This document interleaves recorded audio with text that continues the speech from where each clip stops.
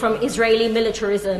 Many of these fans Israeli football club Maccabi Tel আবিবের সমর্থকরাও Israeli সেনাদের মতোই গুন্ডা। ব্রিটিশ মাটিতে তাদের স্বাগত জানানো উচিত নয়, এমন মন্তব্য করেছেন যুক্তরাজ্যের কভেন্ট্রি সাউথের এমপি বাংলাদেশি বংশোদ্ভূত ব্রিটিশ নাগরিক জারা Sultana. Maccabi Tel Aviv's racist fan hooliganism cannot be separated from Israeli militarism. Many of these fans are active or former soldiers who have taken part in Israel's genocide in Gaza.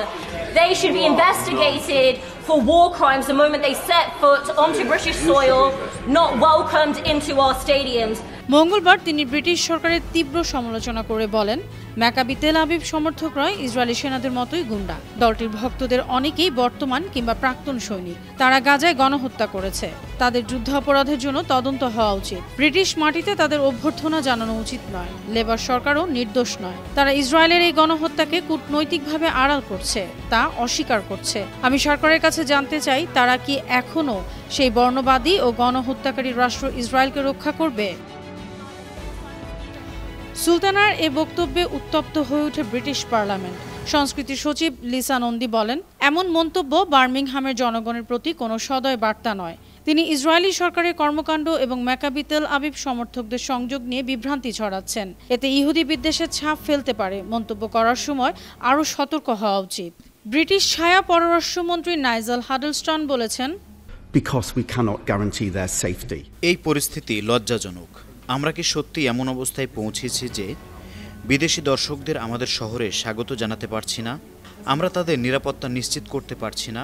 আধুনিক ব্রিটেনকে বিশ্বের কাছে এভাবে উপস্থাপন করা উচিত নয়। বার্মিংহামে Europa লিগের match নিয়ে যুক্তরাজ্যের রাজনৈতিক বিতর্ক তীব্র হয়ে উঠেছে।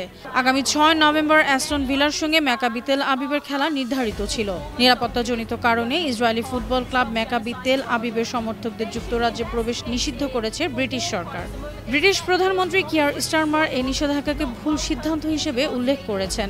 ইসরায়েলের পররাষ্ট্রমন্ত্রী গিডিয়ন সাওয়ার বলেছেন, এটি একটি লজ্জাজনক সিদ্ধান্ত প্রত্যাহার করা উচিত।